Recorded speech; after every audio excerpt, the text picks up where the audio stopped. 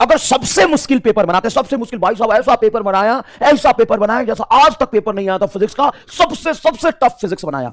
Physics को पहले feel कर, कंसेप्चुअल एनालिसिस कर, उसके लिमिटेशंस को समझ, फार्मूला को समझ, फार्मूले पे 20 सवाल कर, इससे ज्यादा क्या करेगा? कि पेपर कैसा होगा। एक सुन, एक बात समझ, मेरे से ना एक स्टाम्प पेपर पे लिखवा ले, मैं लिख के देता हूं। पेपर चाहे कैसा भी हो जाए, कैसा भी हो जाए, मिनिमम 20 से 25 क्वेश्चन डायरेक्ट फॉर्मूला बेस्ड होगा।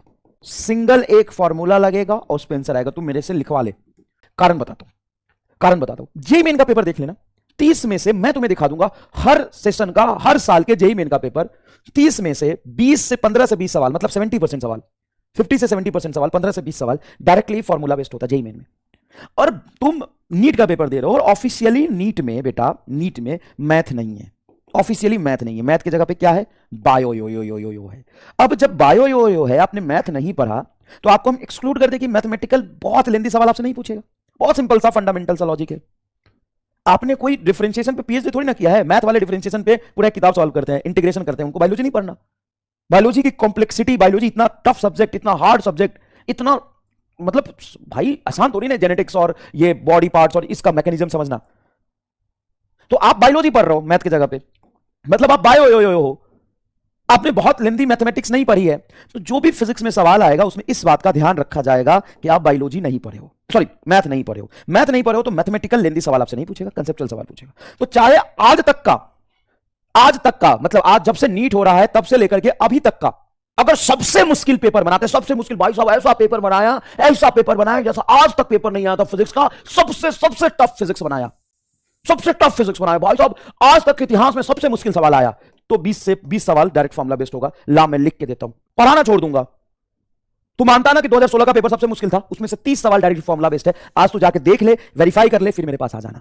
फिजिक्स को पहले फील कर, कंसेप्चुअल एनालिसिस कर, उसके लिमिटेशंस को समझ, फार्मूला को समझ, फार्मूले पे 20 सवाल कर, इससे ज्यादा क्या करेगा?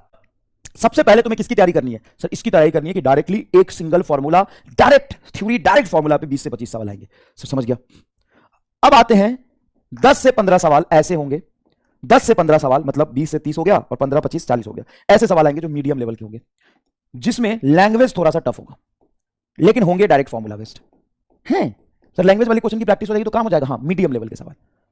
और 5 से 10 सवाल आपके कुछ, 5 से 10 सवाल कुछ आपके आप लेवल अप, एकदम लेंदी होगा। इस पेपर को कहेंगे सबसे टफ पेपर। 80 से 100 नंबर तेरे डायरेक्ट फॉर्मूला बेस आएंगे। उसके बाद बहुत मुश्किल आया तो यहां पे जाके अटकेगा तू। अब यहां पे क्या देखेगा कि यार मीडियम लेवल के क्वेश्चंस जो थोड़े लैंग्वेज वाले होते हैं उन सब की प्रैक्टिस करेंगे, फिर थोड़ा सा लेवल अप करेगा।